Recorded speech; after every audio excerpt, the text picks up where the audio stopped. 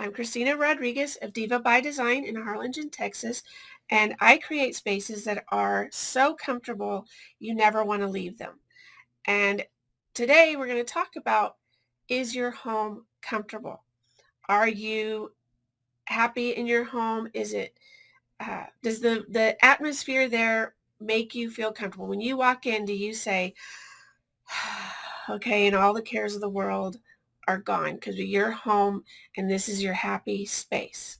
So what I mean by that, and the first thing you do with Feng Shui, so today's going to be Feng Shui because it's Feng Shui clutter intervention. So do you have clutter in your home? Do you want to know why it keeps coming back? If you do, because we clean it up, it comes back. There's reasons for that, and we're going to talk about that today. I'm not necessarily talking about living with less things. I am talking about creating a home that's in alignment with how you want to live. So if you're not living the life you want to live, your clutter could be holding you back, and we're going to find out why that is. Do you find that it builds up in specific places in your home? I personally find that clutter builds up for me in my office.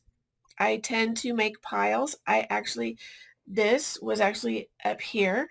I cleared that before doing the video today. So it's not just you, it's me. I do it. I have piles. I actually moved the pile over there just to make the video look a little bit nicer. So I know what it feels like. So yes, I am constantly moving them around. The piles grow. I whittle them down and it starts all over again. So when you see your clutter, it could be, like I said, it could be anything. When you see it, does it make you feel frustrated? Does it overwhelm you? Does it say, that's just another thing I have to get to? You see it and it makes you feel bad. Well, don't feel bad because we all do it. If we don't, then either the person has a housekeeper or they're just very, very particular about how they keep their house. So do you feel like, say, when you clean it up, it just quickly comes back? So basically what that means is that the clutter is a cover for something that you are not dealing with. And we're going to get a little bit serious, but not too much, because I don't want you to feel bad about your clutter. I just want you to understand why it's showing up, because when you understand why it's showing up, then you can deal with the problem that's behind it, and hopefully you won't have clutter building up anymore. So if the clutter is something that you're using to cover up something, basically what you're covering up is something that causes you pain, or something that you're afraid of doing, or you're just afraid of not doing. It could be any kind of fear. Keeping the clutter is comfortable because you don't have to deal with it. You don't have to get up out of your chair. You don't have to pick it up. You don't have to put it away. It's easy. Picking it up is very difficult because when you start going through the clutter, that's when you find out that there are things in there that make you feel bad. And it's okay as long as you get through that and move on. Say you have your closet is full of clutter, because that seems to be a big place for clutter to build up for everybody. When you start going through it and you start finding things that your kids drew and gave you, and you start finding all these memories, either they make you feel good or they make you feel bad. The good ones, I say keep it. The bad ones, that's where you're going to want to start to get rid of things.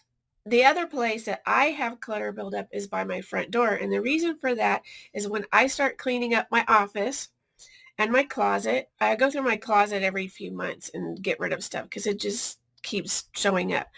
But then I take it and I put it by my front door because I'm going to take it, or I tell myself that I'm going to take it to Goodwill or Salvation Army, or, one of those drop boxes where you can get rid of old clothes, whatever. And then it sits there for a while. So now the clutter went from one room to the other and I left it there. Then you take it, you move it to your car. It's now clutter in your car and you're driving around with the clutter. So my suggestion is you take it straight to the car and then you Get in the car and take it wherever you're taking it.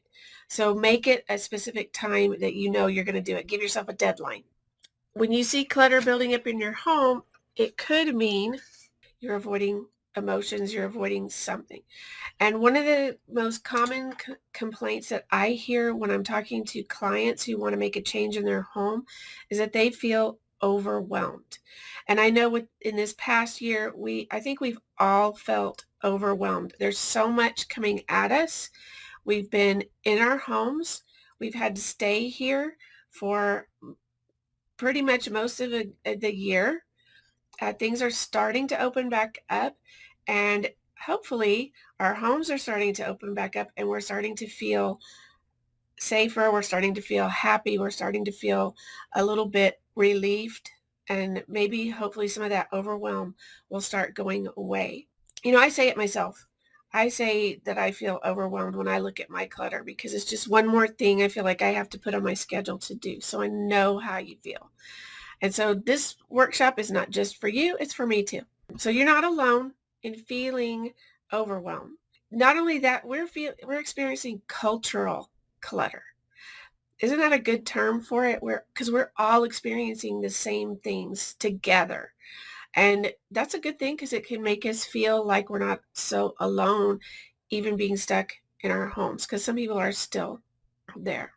So not only is the stuff in our homes clutter, but social media, all of the things, the TV, all of the things that they're sending our way, talking to us about, all of that also can be considered clutter.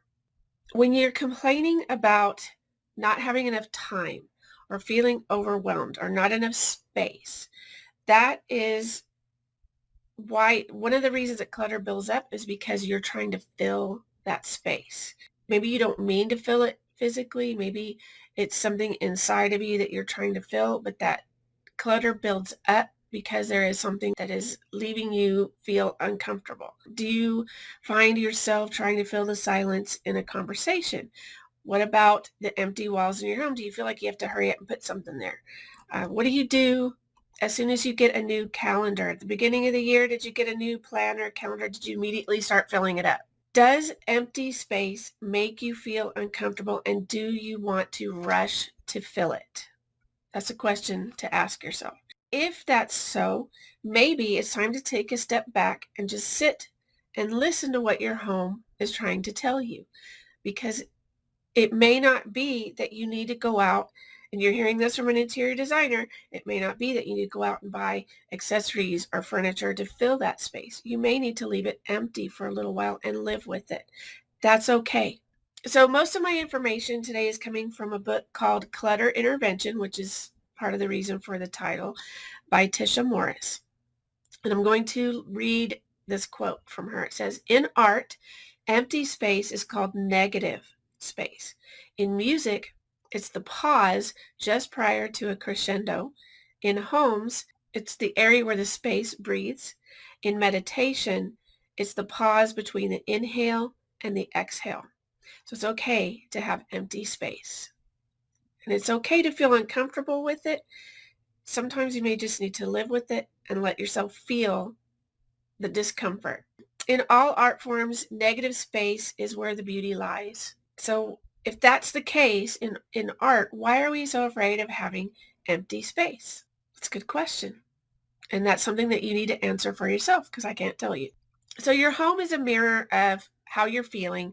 Every aspect of your life is reflected somewhere in your home, which is why Feng Shui has the 8 different life aspiration areas, and why then we would decorate those aspiration areas to activate the energy to help us fix some kind of problem that we're having. Everything that you bring inside your house is an extension of who you are. Hopefully you're bringing in things that you love. If you're not, my suggestion is don't ever bring it in the house. It's okay to say no. If somebody wants to give you something and you don't have room for it, don't say yes. Just be honest. Say, I don't have room for it, but thank you for thinking of me. And it's okay. It's really okay to say that. The reason that decluttering is so hard to do is because we are attached to our things. There's nothing wrong with that, But that's what makes it difficult because we are so attached. And especially if it's something that somebody gave us, somebody that we love gave it to us, then it's even more difficult to let go of. But you need to decide if what you have, if the things that you have are supporting the life that you want, or if they're hindering the life that you want. There's two piles. There's not 3 or 4 piles. There's two. Does it make you feel good? Does it make you feel bad? Which one is it? If it makes you feel bad, my suggestion is let it go. Stuff takes up physical space, but it also takes up energetic space in your mind because you're having to deal with it. You're stepping over it. You're walking on it. You're tripping over it.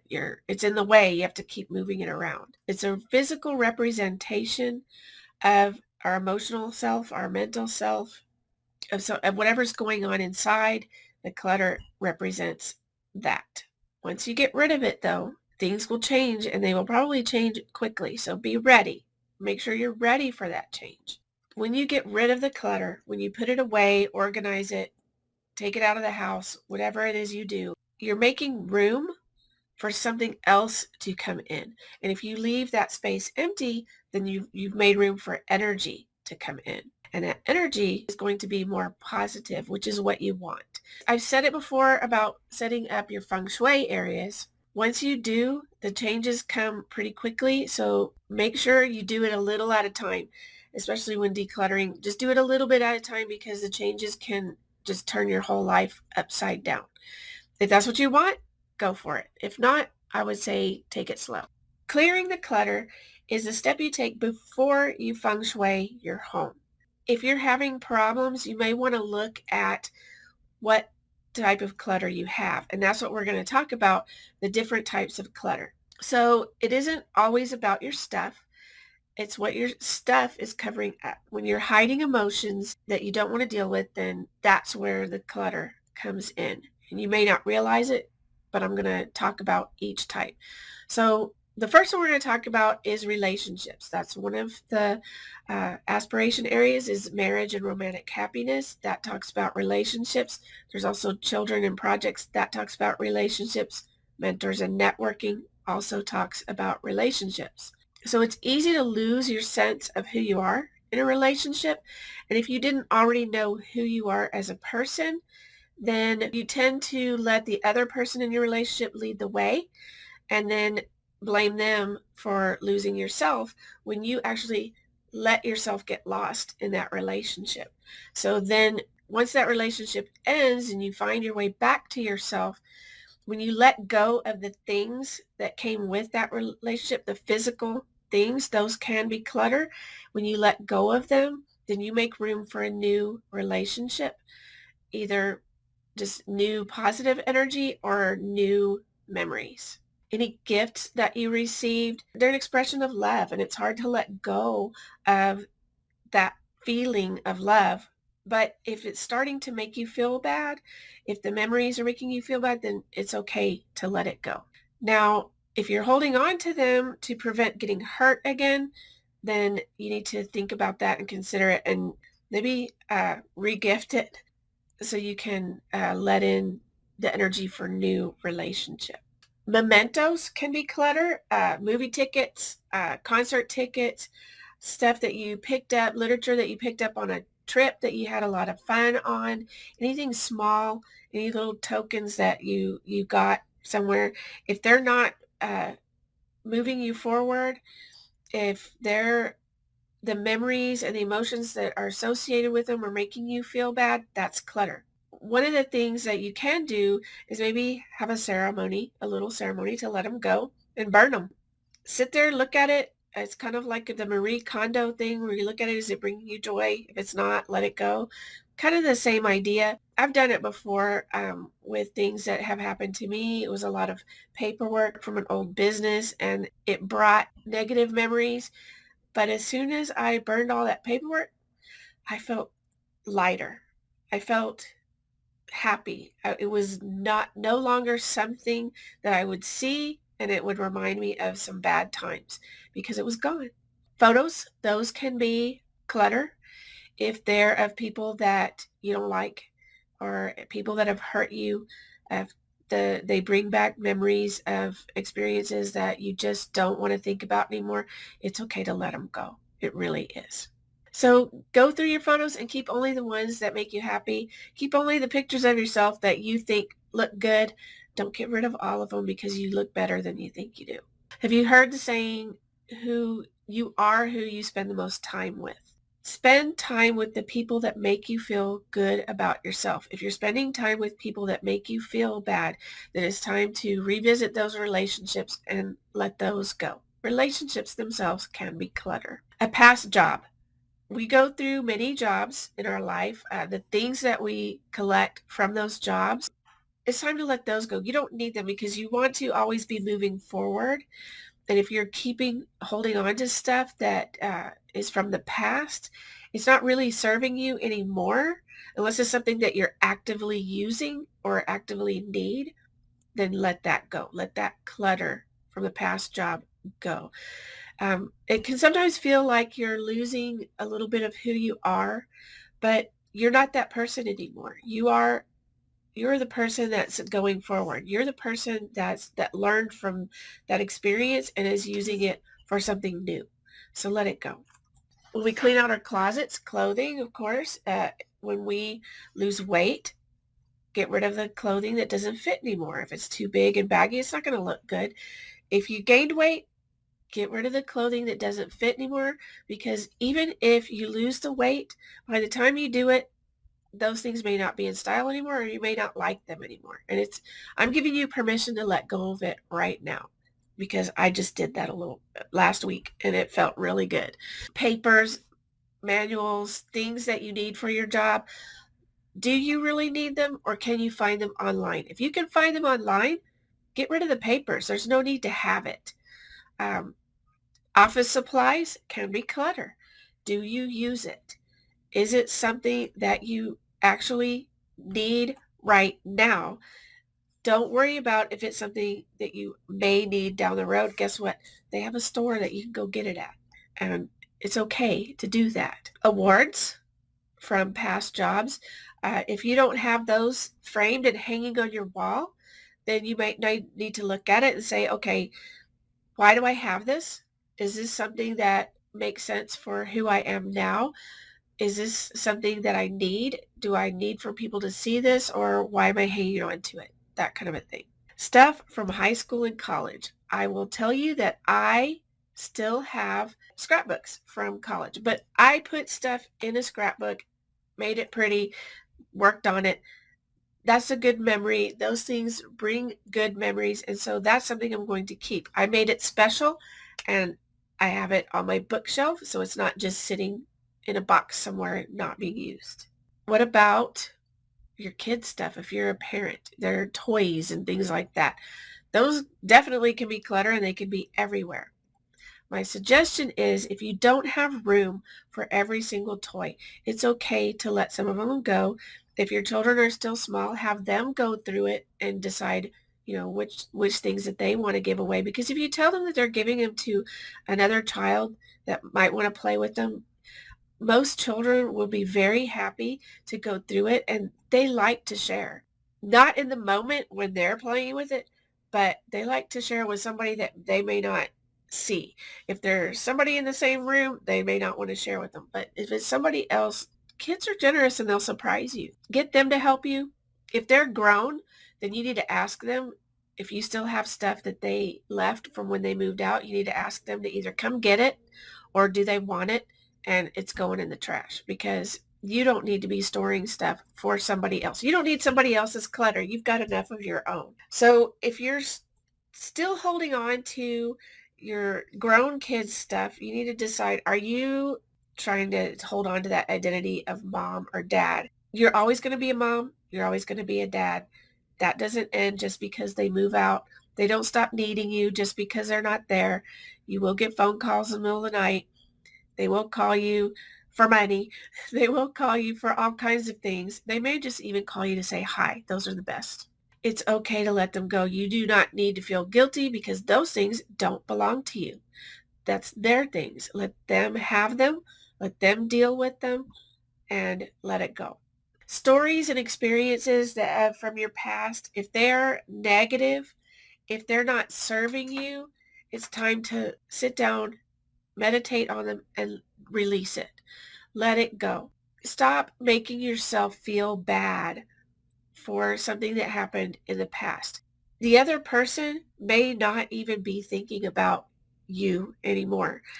That's okay. It's on you to let that go. Okay. So if you have unhealed wounds, if you're sad over a family member who you love very much passing, those are very hard to deal with, very personal. And holding on to them, you need to grieve. You need to go through the process. But there are some things that may help you to let go of the sad feeling so much and remember the good times instead. So everything ends. Everything changes and ends. Things don't always happen the way you plan. Life is not always fair. Pain is part of life. And people don't always love you or stay loyal to you. These are things that are true that we do not like to hear. No one likes to hear these things, but it happens. They all happen. If you're holding on to them, then you're letting yourself become a victim of the circumstance. And you don't have to be a victim. I'm telling you right now, you do not have to. You are a good person. You are, if you've heard this before, you are enough as you are right now. So there's some other things that may encourage you. I hope so. There's a positive side to all of those statements that I said were negative.